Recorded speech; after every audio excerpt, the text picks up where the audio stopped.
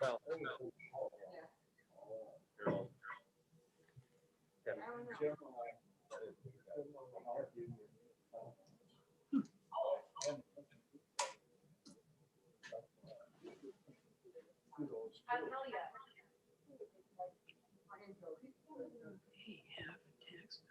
hey Jody, we're waiting a few minutes for Mr. Krebs and Mr. Boltman. So just Okay. Thank you for the update.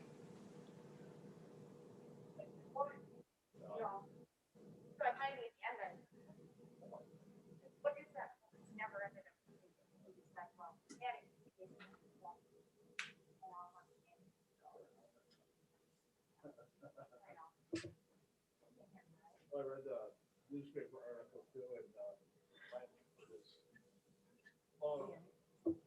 I'm gonna get other information out there. You know, because he didn't want to rezone it. That family park. And it would buy. Well, you had the one, a similar one on last night. Yeah, yep. That one is not a maternity dress though. But I barely. Basically said. Yeah, all my like sweater And it was like. combination are. All you gotta do is change the zoning and you get more tax money coming in. I love dresses. Kind of a no-brainer. The whole like sweater look. Yep. Although yesterday I did a Zoom meeting. excuse me, Barry, actually, did we hear from, Sorry. did we hear it all from Supervisors Krebs and Boltman? No, I did not hear from either of them. Somebody was here with me the first year. If you wanna wait just Yeah. 3 minutes, that's fine. Yeah, Jody, we're still waiting, and okay, thank you for your patience. no problem.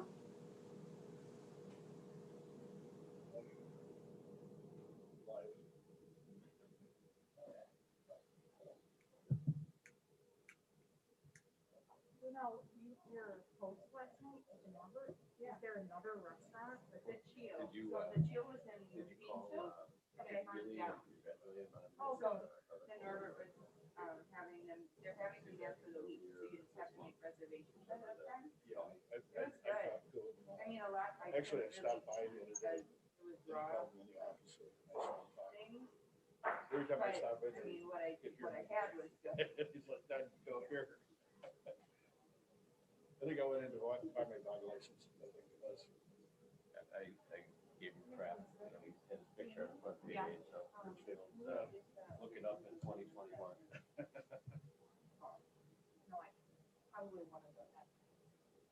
Okay, all right.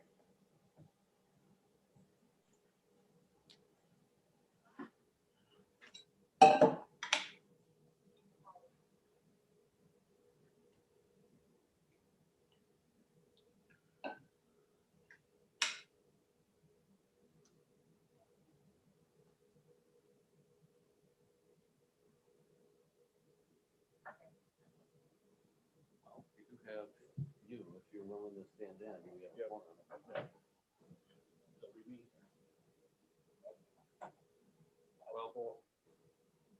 Well, probably wait another minute.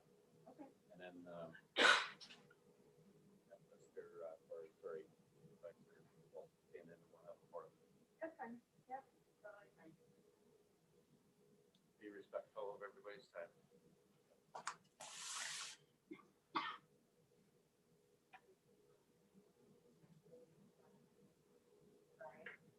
Weird.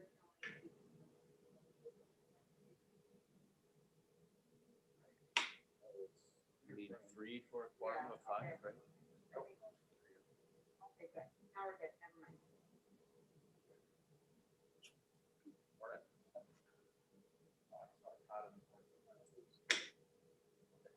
Well, I'll wait a minute.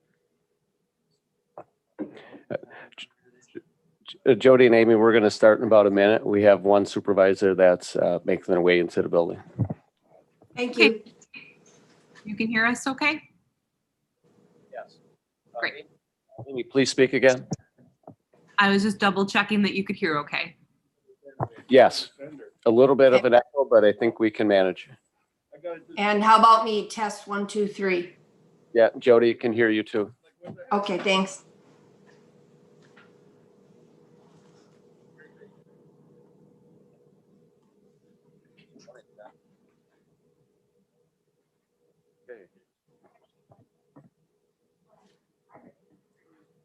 Oh, okay. All right. I'd like to call to order this scheduled meeting of Land Use and Planning on Thursday, January 28th, as posted by all requested parties. We are live streaming today with one of our speakers. Amy Magnum Fisher will be presenting later. Roll call. All board members are present with the exception of Chair Mary, who is absent. So I, Brian Gallitz, will be chairing today's meeting. If we could stand for the Pledge of Allegiance. I pledge allegiance to the flag of the United States of America, and to the republic for which it stands, one nation, under God, indivisible, with liberty and justice for all. First up is our consent agenda. If there are any questions on the item, feel free to call that out, but I would need a motion to approve consent agendas, items 4A through G. Any questions? I got one question here. The new cost sharing contracts, how often are those done? Are we able? It just seems there's not a huge number, but there's a fair number of them. I don't know if this is common or not.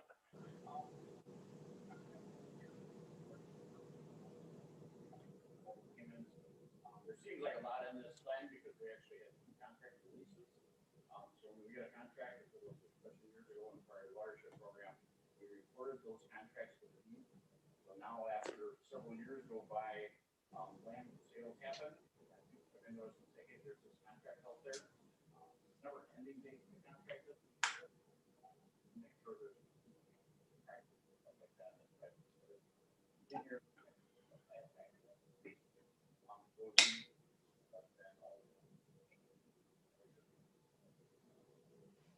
Okay, thank you.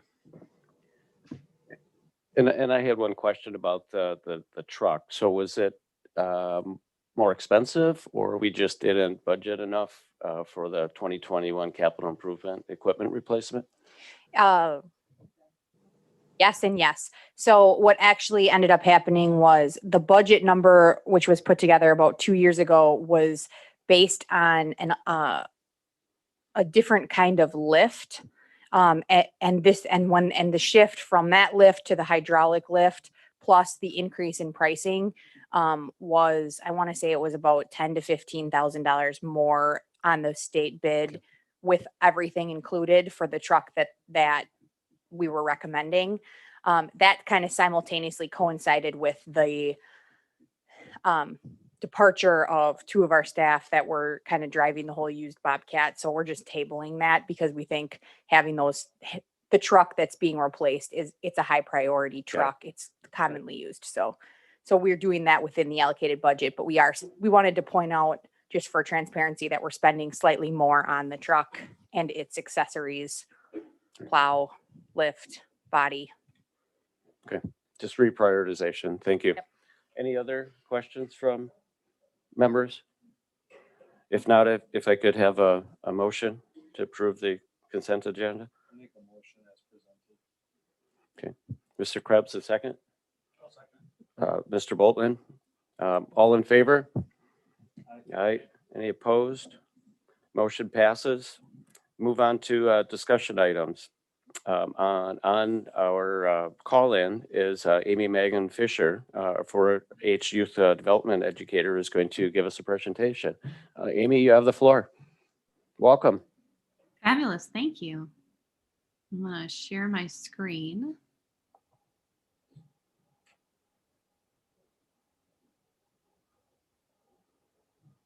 minute.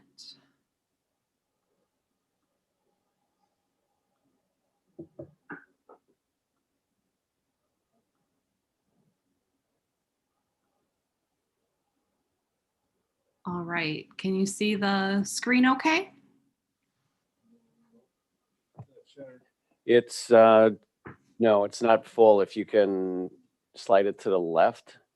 And I'm not sure if you have a deck. Oh yeah, hold on. Let me do a fresh share.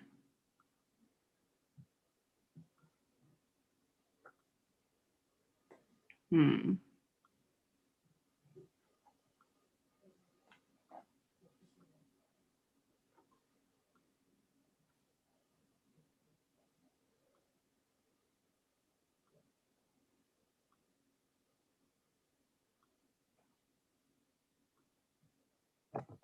Yeah, there you go. How's that? Perfect. Great. All right. Well, hello, everyone. My name is Amy Mangan Fisher. I am the 4-H program educator in Washington County. I have been with Extension for about 3.5 years. And today I'm going to be sharing a little bit with you about what 4-H has been up to this last year. So as you may know, 4-H is a part of Extension, which is a division of UW-Madison. So because of that, this last year, we have been following all of UW-Madison's COVID-19 restrictions and policies. So we were 100% virtual from March to June. And then in June, we moved to limited in-person meetings. So this is primarily groups of 10 or less. And we are still in that phase right now of in-person programming. So obviously this is a huge shift from what 4-H normally does. So the staff, the volunteers, and the youth, we have all been living our motto, which is learning by doing. So we've been experimenting and trying different things and looking to see what works, what doesn't work, and going forward. So one thing we've found that does work is our virtual Zoom meetings. We have had a lot of different experiences with Zoom. I have done trainings for our youth and for volunteers on how to use Zoom, how to help the youth plan the meeting, how to use breakout rooms so that we can have smaller groups if there's a bigger club. The youth have been fabulous. They really embrace technology and they are really open to giving new things a try. So we've played games on Zoom. We've done like exercise kind of movement activities, had agendas, and yeah, so we've been, at least in some of our groups, we've been using Zoom at least once a month since March. This picture is actually taken from the State Fall Forum, which is a 2-day conference that was all held exclusively on Zoom. So in addition to club meetings, we've also used Zoom to do exchanges. So our youth, we did a exchange with youth from Arkansas 4-H and their advisors. And we're getting ready for a virtual exchange with youth from Kansas in February. So that's really cool to talk about how our 4-H programs are similar and different and learn from each other. And then our youth always do like a little presentation on whatever topic they want. So we learned about all sorts of different things in Arkansas, and our youth shared some Wisconsin facts and information. Our photography group is getting ready to be meeting. You may know our projects usually kick up in January. So photography is just getting started. They're going to be using Google and Google Classroom in addition to Zoom to have the youth be able to turn in their photos. They have a new website that they're going to be using. So they'll be doing pretty much their same thing except all virtually this year. Our wildlife project is another one that really jumped in. Their animal tracks picture there. They have been doing virtual meetings and distributing little like door-to-door packet, or not door-to-door, contactless drop-off packages, so that when they are working on it, they have whatever materials they need for the Zoom. And then the virtual art fest. Last year, we had planned to do an in-person one in March, and we had everything in the office and ready to go. So we ended up taking pictures of all the artwork, putting them on Facebook for display, and then having the judges write it up, their critiques on paper, and then we mailed them. This year for our virtual art fest, we're having our youth send in a picture of their artwork, and then they have the option of either receiving written feedback from their judge or having a Zoom with myself and the judge. So they'll be able to talk with the judge, kind of like they do at FAIR, about what worked, what didn't work, what techniques they might want to try next. And then that evening, we're doing a Meet the Artist, where all the youth who entered will be able to talk about their artwork and what they like about art and why they chose what they did. Now, not everything can happen via Zoom, right? So our archery is a prime example of a program that is still going on in person. Our youth and adult archery team worked really hard to get a program that would fit all of the needs for safety and for what the program wanted. This to the left is actually a YouTube video that our kids created. They were at Fair Park and they took little videos of themselves putting the mask on, using hand sanitizer, walking in, and then, so I just fast forwarded to that point. But the video was then sent to everybody in the shooting sports program so that before they even come to the meeting, they can get a feel for what is it going to look like this year? What are the rules? How is it going to work? So the 5 youth and 2 leaders that worked on this just did a fabulous job. And there are 2 different videos they created. On the right, some of our clubs are meeting in person, just in smaller groups using different rooms. So that is our Kierkein Trotters. They did a snowman activity, and then the snowman is put outside of an assisted living place for all them to see all the fun different snowmen. And again, if they're in family groups and wearing masks. So, Anna llamas, that's another one that is helpful to actually interact with the llama in person. So our llama youth will be going to the farms that have the llamas, and they are adult leaders. So they'll be working with the llamas outside in person. And those are in groups of under 10 to get familiar with the animal.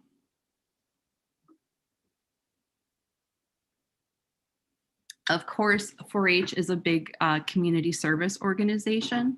On the top there, we had masks that kids were making and adults were making for their friends and neighbors.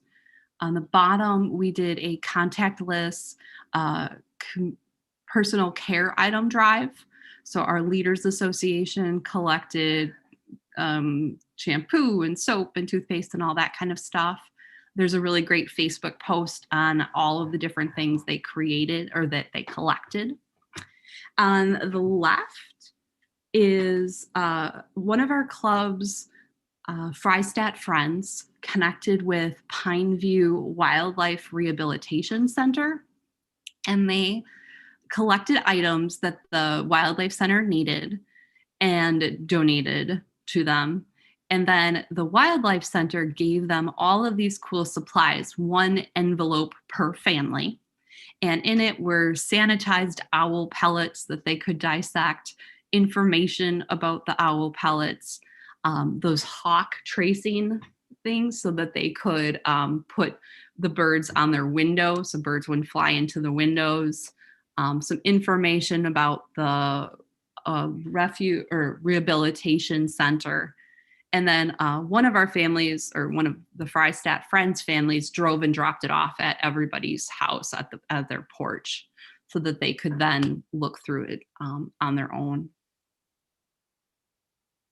Connecting with others is really important this time of, right now and always. So we did have 2 different pen pal exchanges, and the kids enjoy getting real mail. It's kind of a novel thing for them. So we had them connect with people from other counties, and they had their pen pal. And then we also had one for our Clover Buds, kindergarten, 1st and 2nd graders. And then we are just constantly looking at new ways to have fun and to challenge each other. So we found this Wild Goose Chase. It's an app, and there's different challenges that you can pick, or you can create your own. And this one, it was Team Kabitsky. They got 600 points if they submitted a video of dominoes all lined up and falling. So that's what that is. And then they could challenge each other. So this was that they were working in families, but competing against other families. Just something to try to have some fun. And then finally, from our office perspective, we have been connecting families to resources.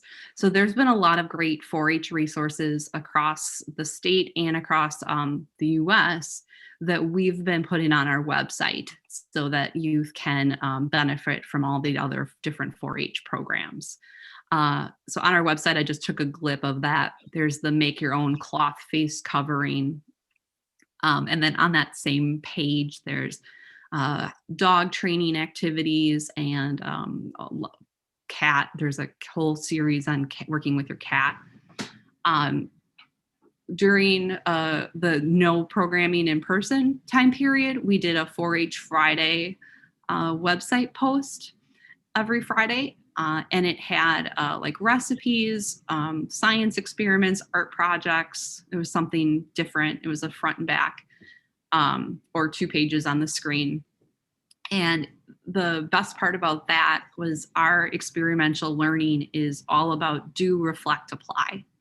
So in all of those, there was a like peanut butter yogurt dip, right? Make the yogurt dip, reflect on it, and then how can the family apply? So those are all things that families can do together. We were not able to go to summer camp, which was a big disappointment for our youth and families. So Upham Woods is where we typically camp. They did a couple remote challenges. And so one of them, they did a trash pickup where you could log how many hours you picked up trash and get a t-shirt. They also did, they called it a backyard bio blitz. So you would log into the Zoom. They would tell you a little bit about something in your backyard or in Wisconsin.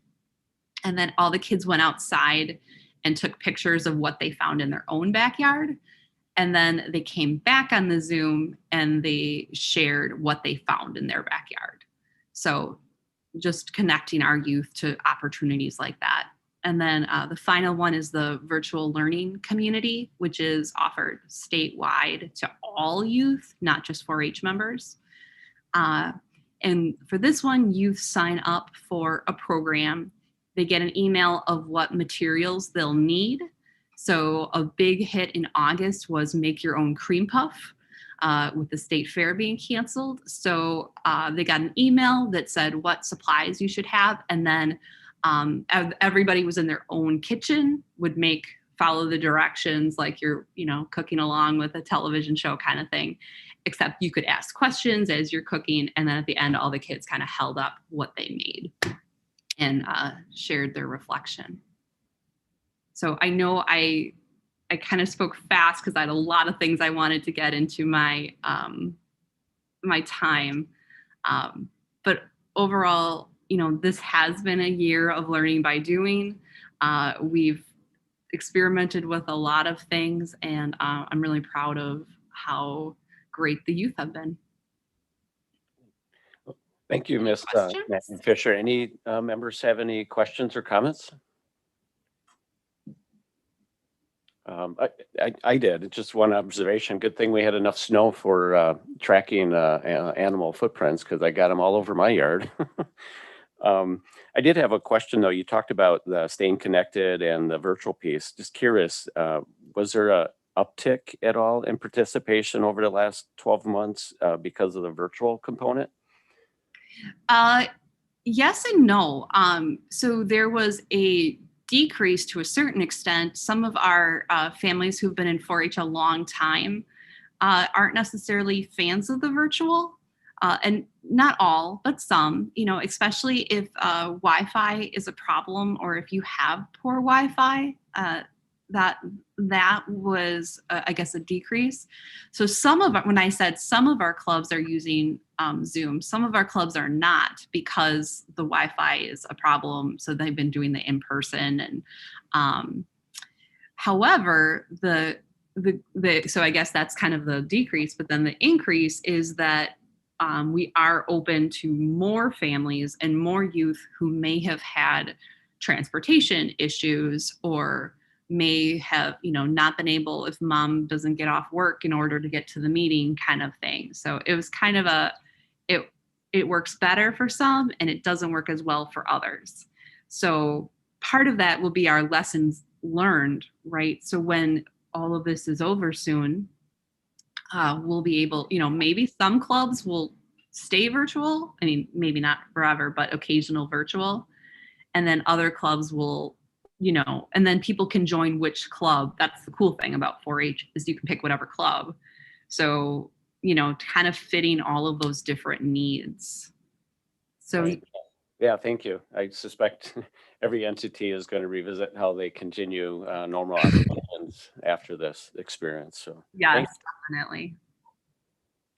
If no other questions, again, thank you. You're welcome to continue on or drop whatever your schedule affords you.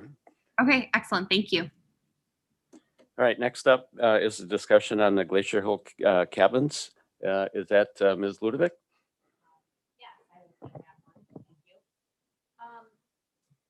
So a couple things.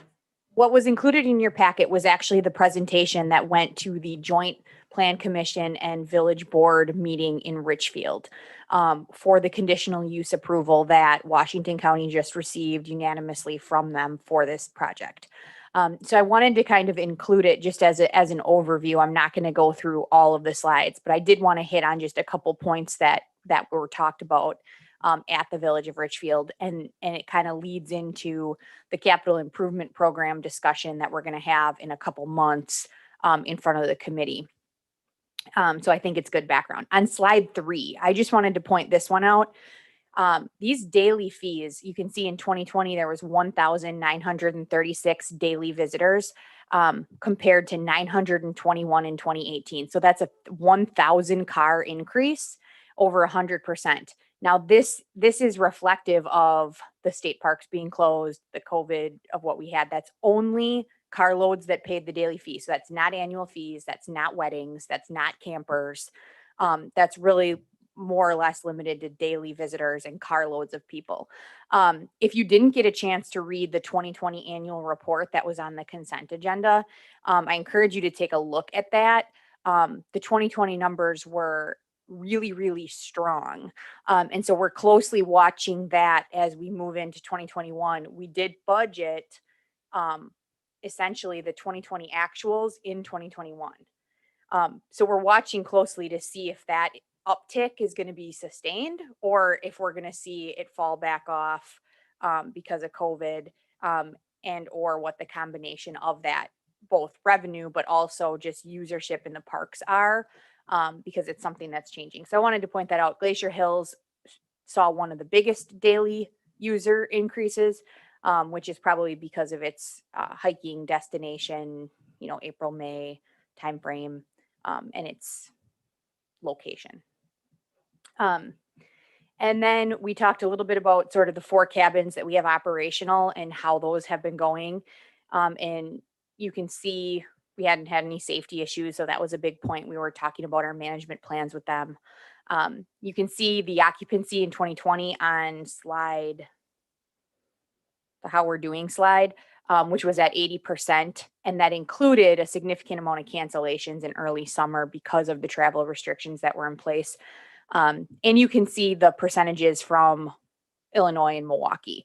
And so we know that the brides getting married out there often book the cabins or all of the cabins.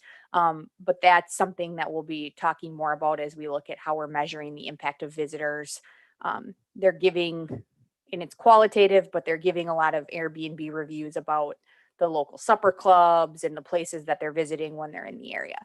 So we know right now that, you know, people are coming and staying overnight in Richfield, and that has a positive impact. And then we were really talking about the future expansion out there.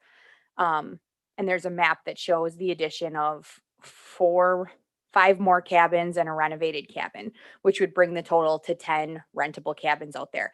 That would be the maximum under the Village of Richfield's new conditional use ordinance that they just adopted. So they basically set 1 cabin per 14 acres. Glacier Hills is 140 acres, and have a number of restrictions, a plethora of restrictions that they are placing on this property, and we will be recording on the deed as part of what we've agreed to with them with regards to this use. So that includes some, for lack of a better way of describing it, a protocol for issues out there and what their expectations are if and when they're getting complaints about noise, lots of noise from the neighbors, or complaints about alcohol usage or underage usage or things that might potentially be issues. They were really concerned about, with the Freeze Lake neighbors, you know, how are we going to make sure that the on-site management of this place is managed? And so there's a full plan that was included in their packet, which I'm happy to provide, or we can take a look at, but it goes through what we're currently doing. It goes through some additional options we could consider, but it starts with a discussion of, we file the complaint, we share the complaint with Richfield, we tell them how we're addressing it. So it might just be, I mean, we might get a complaint that says, you know, the wedding had loud music, and we might say, well, the wedding rules state this, that wedding guest, you know, was reminded. There's nothing in hindsight we're going to go back and really do about that, but here's what we could maybe do with the rules and the future brides to try to mitigate the 1 a.m. you know, party noise. So that's kind of an easy example. It may just result in us saying we can't respond to every single complaint, especially if it's depending what the complaint is, but the legitimacy of issues that arise out there is really what we're going after in terms of addressing them. And we're working through the staffing of that type of a cabin campground. So right now we are working on the building plans. So this is kind of the what's next out there. So as part of the fiscally thriving plans we're putting together, and the tenants will be talking about with this committee coming up, Glacier Hills is going to be a focus area with the wedding venue, the house, the chapel, and then the cabins, which is essentially this new full 10 cabin operation. We're shooting to have these cabins. We've sort of switched the order. The original capital plan had us constructing this year a tiny cabin campground at Sandy Knoll. For a variety of reasons, we are not doing that project this year. The couple things happened. We had COVID happen that kind of set projects back. We had some staffing freezes, and then we had 2 of our main leaders of these projects leave the county. So for those reasons, we're kind of changing. We didn't get to kind of the public meetings and what that cabin campground looked like. And we're hopeful that right now we're putting together a much more detailed budget and estimates on this cabin expansion out at Glacier Hills, where we have most of our approvals. We're working on the building plans, but so we'll have better ideas. Materials costs also increased dramatically. So that's something that part of what I feel needs to be done is we're doing our homework on what this project is actually going to cost. We're also expecting that cabin camping demand is strong and pricing is good. So we still believe it's a good project, but we want to be transparent about what we would actually be spending. And the way that the capital was approved is something we're going to have to talk about again, because the cabins at Sandy Knoll were approved in 2021 and the Glacier Hills cabins were approved in 2022. But I'd really like to try to get the Glacier Hills cabins operational by September 1st, which is a pretty lofty goal for us, depending on how that ends up shaking out. But the first step in that is really revisiting. We're doing the work. We're getting the plans done right now. We need to get the electrical, some numbers on electrical firmed up for an actual decision. But I kind of, and then of course, one of the things you're going to see also coming up is the dock and lakefront at Glacier Hills, if you haven't been out there. So there are some other things out there. We saw some donations come in at this park because of the usage this past year. With those, we saw some comments around, running toilets and, plumbing and bathrooms. And as we're taking a look at this project, we're really trying to look a little bit holistically. And the next phase of the cabins, so we're kind of phasing this, is really the campers want, we're going to be taking a look at that lakefront again. So if you've been out there, you've noticed we've added a small dock. It's still not super accessible in terms of what we might like to see out there. It's also probably relatively expensive, and we're talking about grading and shoreline improvements and not a lot of fancy things. So that those are kind of what we see coming for Glacier Hills in terms of potentially looking at planning for that, of more of a rendering, looking at how we might fund that, because we won't be using tax dollars to fund these projects. So those are sort of the next steps that are coming up at Glacier Hills. So with that, I'd be happy to answer any questions you have about this project, sort of the status of it, and take any comments. I know Jody had requested kind of an update on what's happening out at Glacier Hills. So I'd be happy to answer any questions you have. Yeah, members, feel free to ask any questions. For these cabins, with kind of a change of some of the staffing that you were commenting on, are we still planning on constructing them in-house, or would you be looking at contracting the construction to outside companies? So I'm currently looking at both. I can tell you right now, the current status is that we are working with Drexel Building Supply to get plans. The reason we need plans is no matter which direction we go, we have some laborers in both parks as well as highway with some experience that could potentially build these on site, depending on how the plans shake out and my discussions with Scott.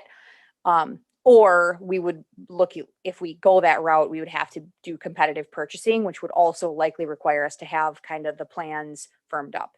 So we are currently doing that, looking at kind of how many materials we would need, the loads. And then I'm hopeful that we'll have a Parks and Trails manager within the next 4 weeks. And so I think part of that will really be looking at, we have another vacant position as well. And part of that is we're monitoring the revenues and expenses. So we have a vacant position. We also have cabin revenue budgeted in 2021 that is likely not to be realized. I don't know if you're following that, because the project's delayed. So we need to look at that in its entirety and what makes sense, if we're better off timing wise doing it in-house, if we're better off contracting it out, if we're better off hiring somebody temporarily. So those are all discussions we're having. I can't say we've made a final decision. Okay, I wasn't sure what the skill sets of the individuals that left, how tied to the project. And these are 10 by 20, so they're 120 square feet little buildings. They're not super complicated in terms of construction, but we still want to make sure we're covering all our bases, and we're going to be doing it correctly. Okay. Other question was, is I know the cabins don't have running water. Are they insulated or do they have heat at all in them? No. No. So have you, there's virtually no bookings for winter time for these cabins then, I would assume. Right. So they do have electricity. So space heaters have been like used in kind of the shoulder seasons, for lack of a better term, with the fires. So we have been somewhat successful sort of May 1 through November 1. This time of year, I think we're not even attempting that. The expense to do that, it's people don't want to, I mean, so no, we are intending that they are 3-season type cabins. Okay. Okay. Thank you. Any other questions? I'll wait for mine. Supervisor Schultes, did you have any questions? Oh, yeah. No questions. I just appreciate the update, and the presentation, Jamie, was great, especially seeing that there from Sheriff Schulteis, there were no complaints, and just the, the revenues that in comparison that we brought in to the parks. It was a great presentation. So thank you. My question, Ms. Ludovic, is around the sustainability. I know I raised this a few months ago when we were looking at the plan for budget and plan for 2021 and beyond. You alluded to, revenue and sustainability. So we saw the occupancy rate for last year.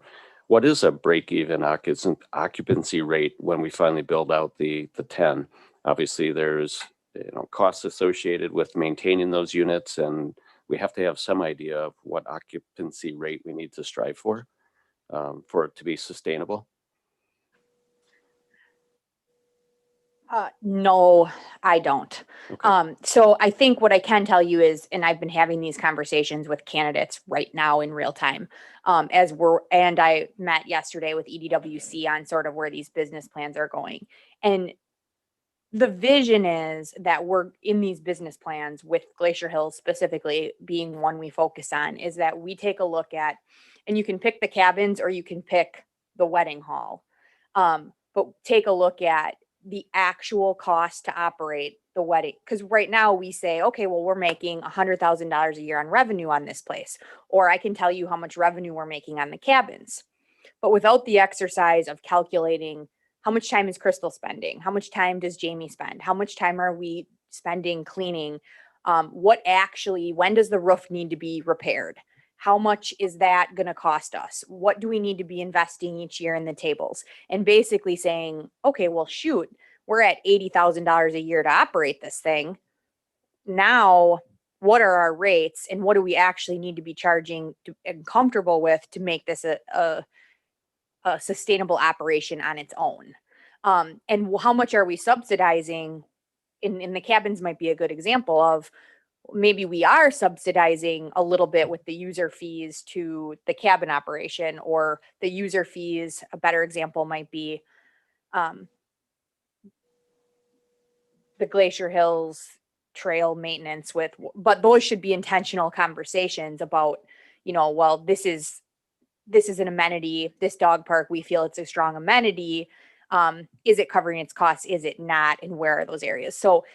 So the vision is that we get, and I think you and I have had this conversation, and in my conversations with our parks and trails manager candidates, it really has been the same thing. Well, here's where we should go. And it's like, well, that's great, but we're really busy emptying the garbage and trying to figure out why snowmobiles are going through the dog park. So we aren't getting to that.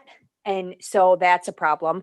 But that's sort of the reality we find ourselves in. So we are planning to make that a focus. And at the same time I say that, I mean, I'm down 2 managers in this area. So there is, besides me and then Deb, to the extent that she's not totally busy with other things, and Paul, there isn't really anyone else, at that Right. thought process. So that's why and I'm not trying to make an excuse. I'm just simply, the patience on this is, for government, I think we're talking about that. And that in itself is, Right. further Well, along. you made it clear, whoever the new hires are going to be, we're expecting them to have that financial acumen and business plan acumen so that they can understand the sustainability. Because if we go too far, right, based upon market demand, et cetera, competing with other, options around the area, well, now did we bite off more than we can chew? And we have, Yeah. vacant units and the maintenance cost and operational budget compared to, revenue expectations. So, I mean, it sounds like you guys got it covered. And if we need to delay a couple cabins, that may very well be the solution. I agree, but I will point out, and I know this because I think in March is when we're targeting for you to have the first dashboard report from the Washington County Golf Course. And so we talked about this yesterday. The golf course in the revenue stream for parks, the golf course is still providing $120,000 of its profit to essentially subsidize parks. So the question of, even though tax dollars are not, what is that? Is it the cabin operation? Is it the venues? Is it the boat launches? Is it general park maintenance? Is it natural management? And how do we want to be specific about what that's subsidizing, right? It's subsidizing maybe some tree planting or, some projects that just build the amenities generically, but we don't want the golf course to be subsidizing the cabins. And right now I can't tell you if that's true or not. It's just, we know we're $120,000 subsidized by the Washington County Golf Course. Thank you. Any other questions for Ms. Ludovic? All right, hearing none, let's move on to our action items. First is our 2020 APHIS Wildlife Damage Abatement Program. We need a motion and then discussion.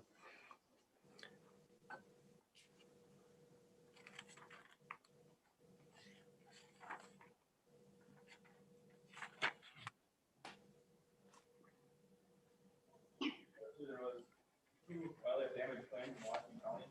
Both these guys have been in the program a long time.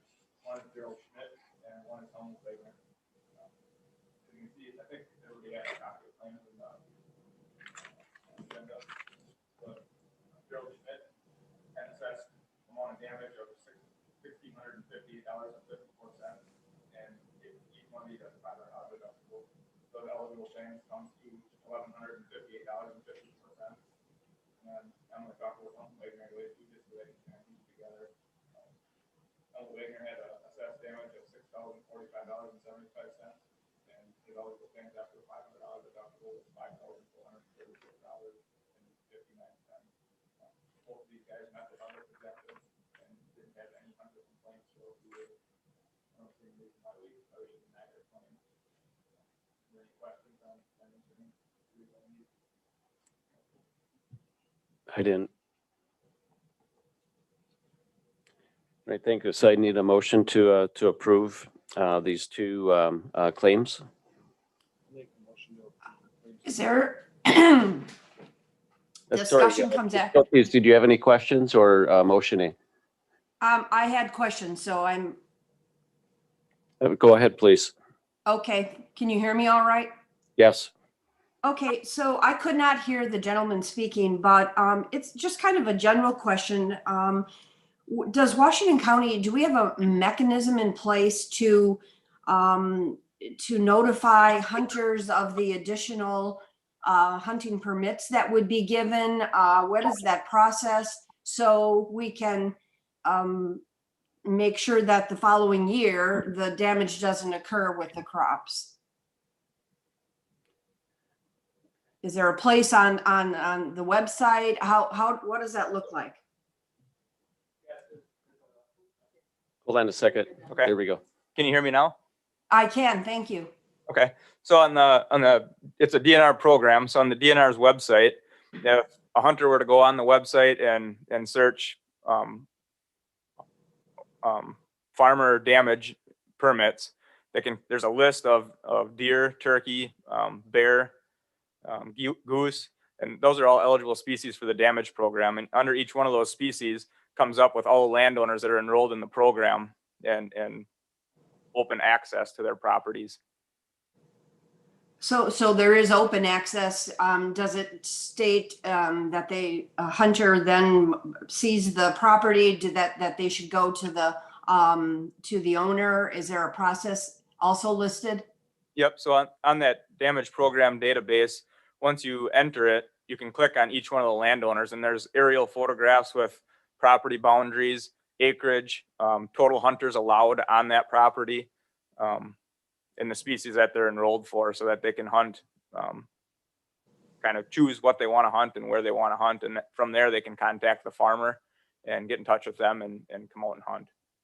If the farmer doesn't meet their harvest quota or doesn't allow hunters to come out and hunt, they could lose their claim for the year. Good to know. Thank you very much.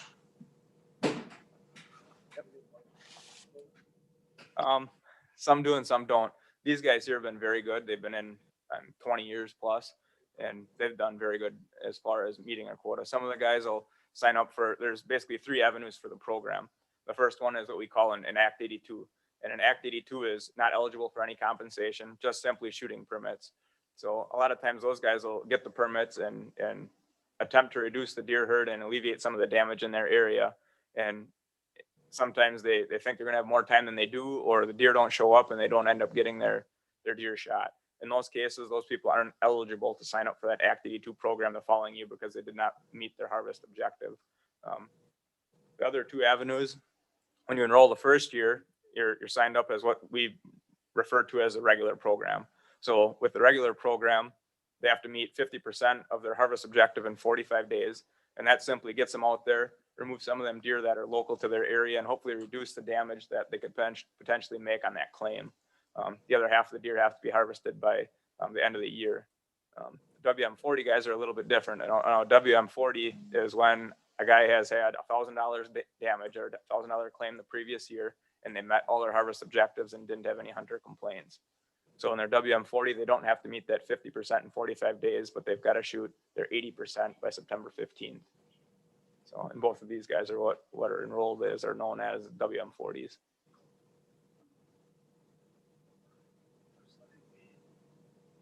For setting the harvest objective, how is that actually determined?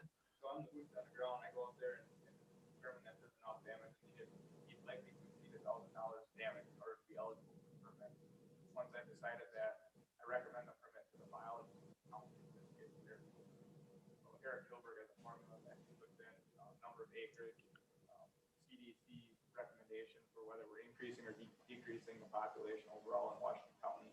And after considering all those things, he comes up with a harvest objective for that farm.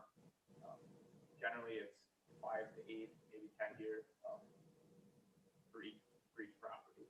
Now, these are the Washington County, the guys that I deal with are smaller guys. If you get to some of the bigger farms, it's much larger than that. We haven't had them in gold. And these deer, the deer that are harvested, they're allowed to do that outside of the typical deer hunting season that the general public's familiar with, correct? Okay.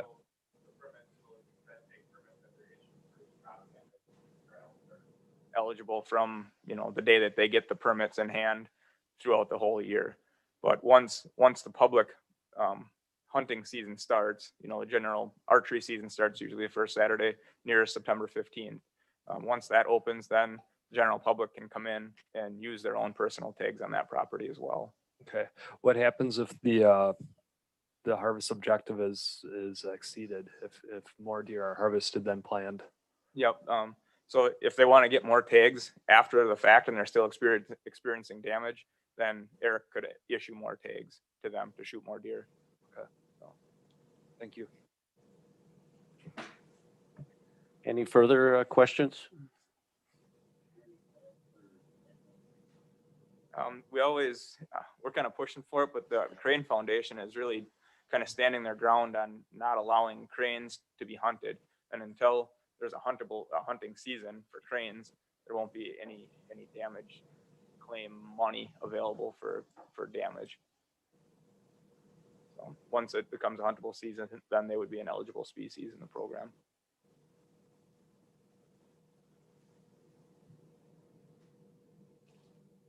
Okay. Seeing no other comments, thank you. I think we had a motion by Mr. Krebs, is that correct? So I need a second, please. I'll second. Thank you, Ms. Schultes. So all in favor of approving these abatement claims? All in favor? Aye. Any opposed? Hearing none, motion prevails. Excuse me a second.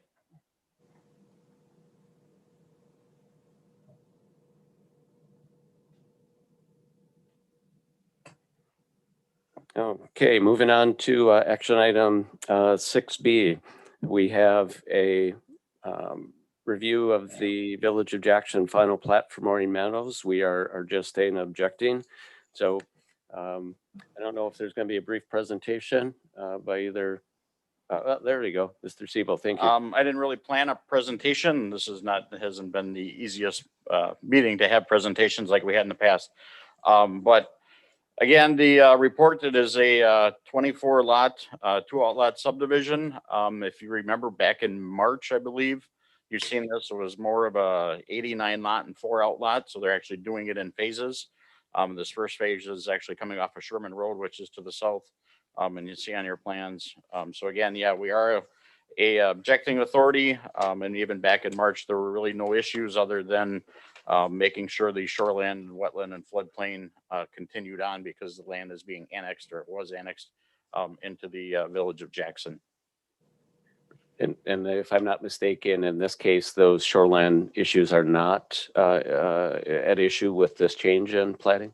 With this first phase, yeah, they are not on this parcel or property. So, okay. Any questions by committee members?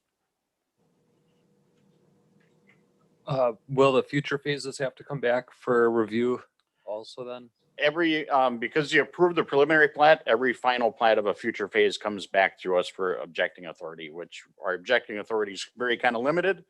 Yeah, they do have to come back through this committee, so you'll be able to see the phases as they progress through. Okay, thank you. So typically, what we may see is a recommendation from staff about erosion control, et cetera. And sometimes we may add that in, if I'm not mistaken. Yes, yep. Erosion control, make sure stormwater is, handled. This is actually because it's in the Village of Jackson, they do their stormwater management in-house or through their contracted engineer. The other thing you might see is the floodplain issue, the shoreline issue, is make sure that they're aware that needs to be on the map, and that's now actually then administered through the Village of Jackson. They administer all the wetland, shoreline, floodplain code within that municipality. Any other questions for Mr. Siebel? Yep, go ahead, Mr. Kriefel. Okay, is this one already done already? I mean, has all the grading been done for this one? I know construction's underway. I didn't actually shoot down there to Yeah, see how far they are, but Yeah, it looks like all the retention ponds, everything is all done and the road's in and. right. Yeah. Once it hits So- final plat stage is Yeah. when they can actually start selling lots, Yeah. so they can get it recorded. Okay, So. Yeah, I've seen various stages of final plats come through in municipalities that they haven't even touched them yet. it looks like it's ready to go. Right. Yep. If no other questions, I need a motion for I guess a non-objection.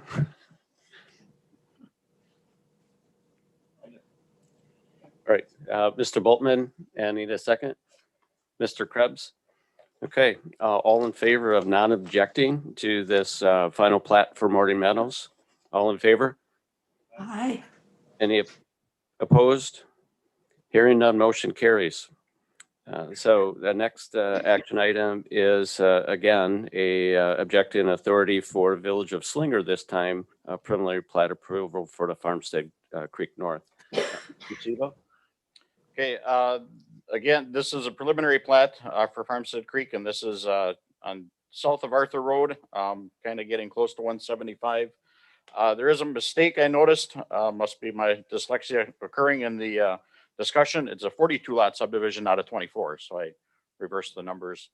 But 42 lots and 2 outlots. This is in the village of Slinger. They've had, and I think there was even an air photo.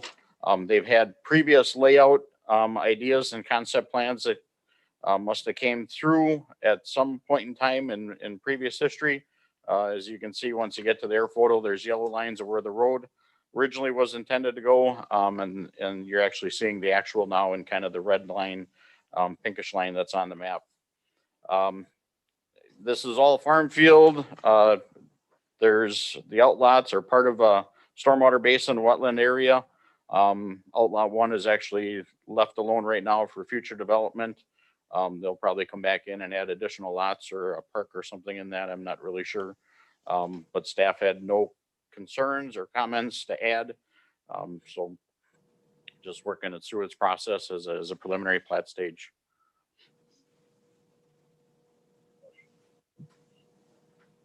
Paul, I think you just touched on it, but that outlot 1 was a question I had with the cul-de-sac being put in right away. That would be for future, if anything. Yes. Yep. Thank you. Is this property now going to be built out? It looks like it. I mean, this is continuation with that road barrier. So that should be it then, right? Unless to the northwest. Is that, just curious, is that on any future plans? To the and you can kind of even see on the map just to the east of this. There's future plans to the east. I know the farmer, actually there's even excavation and stuff happening. Not sure what phase that's in. But even further over to the east, the farmer contacted us about what would happen if they ended up selling the buildings and destroying the buildings and how much, any pollution control or anything else from an agricultural setting, mitigation would they have to do. So that's even extending further to the east. And I know even the parcel next over was actually planned for a park on the north side, but I'm not sure if they're looking to expand that park or actually make additional housing. I don't believe anything is planned to the north of Arthur Road. Because that right now is actually the extent of the village limits. I guess the question is with that potential future growth, does that align with Slinger and or Washington County and smart growth planning and density and all that? Yes, it does. Yeah, that whole kind of that area south of Arthur Road has been kind of in the plan and the comp plan for Slinger and their development plan, as they extend. Any other questions for Mr. Sebo on this non-objecting action item? Hearing none, need a motion to non-object to this preliminary plat for Farmstead Creek North. I move. Mr. Boltman, Second. Mrs. Schulte, second. All right, thank you. All in favor? Aye. Aye, opposed? Hearing none, motion carries. Thank you. Next on the agenda item is an approving authority this time for the town of Polk. We have a preliminary plat for Lily Acres. Mr. Sebo, please. Yes, this one is interesting, and we had discussions internally, and we also had reached out to Department of Administration since Phil Gaudet left the office. This development does not meet the requirements of the county code for land development. So we're kind of confused of why they were calling it a subdivision and coming through the county process. But because the town of Polk has in their code, if you divide a parcel into 3 parcels or less, regardless of acres, they call it a subdivision. So once a local municipality calls it a subdivision, it continues on up through higher levels of government, and we all have to look at it as a subdivision as well. So it had to come through this committee as a subdivision rather than just a couple CSMs, which probably would have been normal under more normal circumstances underneath other municipalities or other townships in the county. So they're dividing, looks like, 4 parcels. 1 parcel is staying in its existing form. The other parcels are being split, and even the north 40 acres is an outlot.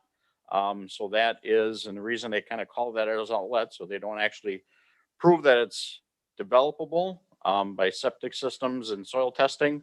And it's also reserved for future development of somebody else, or it can just be sold off as a continued farm field on the 40 acres. And that's kind of the previous one that we had with Farmstead Creek. It's an outlot, so for future development, so they can develop it however they want down the road. So there is no roads. All it is basically a land split. They have all the shoreline, wetland, floodplain identified on the map, so staff do not have any objections with the approval of this. But it is creating 6 lots. I know 2 days ago, Charles Bernardi, the developer, called me and he said, I would love to be here to make sure I answer any questions, but he says I have to go in for gallbladder surgery. So he says, if I'm not here, that's where I'm at. So hopefully I'm wishing him well through that surgery process. But yeah, if there's any other questions, we'll ask him. We did have all the soils looked at because they have soil reports done on all the lots that are planned to be developed, and those all are okay and acceptable for either mounds or septic at-grade septic systems. Any questions by members?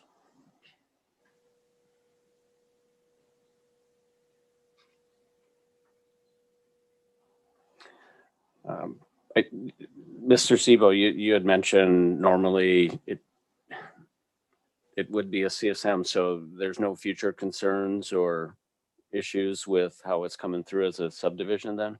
No, Okay. Most of the time when we see subdivisions, there's roads and, then stormwater management, but just because these are large, lots in themselves, stormwater management is not an issue with all the individual home sites. So maybe I'm misunderstanding then, because I know in the past, so no roads are going to be proposed in the future as well? Maybe on the outlot, that separate 40 acre outlot, but then they have to actually prove, that it's buildable through septic, through soil testing, septic designs, everything else. So on the aerial, that outlot that's the one in, Yeah, on the aerial, it's the large 40 acre think- parcel that's up Yeah, here is okay, I is thought what that they're was, just 'cause- calling the outlet, so. and then, so my point is typically we have appropriate, I can't even think of the name here, Scott Schmidt and his team, right? Don't they review for road and appropriate access? Yes, the road access, and it's even in the report, is all coming off of Lily Road. So there is no access issues coming off of Highway C. Got it. So they're not involved in any, they actually did say with the, parcel or lot number 1, that they're not going to allow access off of Highway C. So that is actually in the, on the plat itself that says, yeah, no access is allowed off Highway C for that. That would be parcel. in a deed then too. It would actually be on the final plat Okay. that comes through is all those comments and. Just so future owners know that okay. Right. So- Not the outlet, right? Not the outlet is considered, I mean, even the developers, like, we're just looking to sell it as a farmland, and continue to be farmed. But if they were to future subdivide that or CSM, they would come back to the county then. Right. Got Yes. Yep. Thank they'd you. have to. Yep. Any other questions by members? All right, hearing none, we'd need a motion to approve the preliminary plat for Lily Acres. I move. All right, Mr. Krebs, we need a second. Mr. Boltman? So all in favor of approving the motion to approve the preliminary plat? All Aye. in favor? Aye. Opposed? Hearing none, motion carries. You'll probably see that one come back fairly fast through the, to the final plat, just because there is no infrastructure that they have to put in, for creating the subdivision. One last thing, if I could actually go back to Supervisor Krebs' question way on the consent agenda, how many cost share agreements and why? Didn't think of it at the time, but if you think back, we had our November meeting pushed up a month or pushed up a week, and we didn't have a December meeting. So it's almost 2 full months of activity going on too. So. All right, thank you all. With no further agenda items, this meeting is adjourned. Our next meeting is February 25th at 7:30 a.m. Thank you all. Thank you. Bye-bye.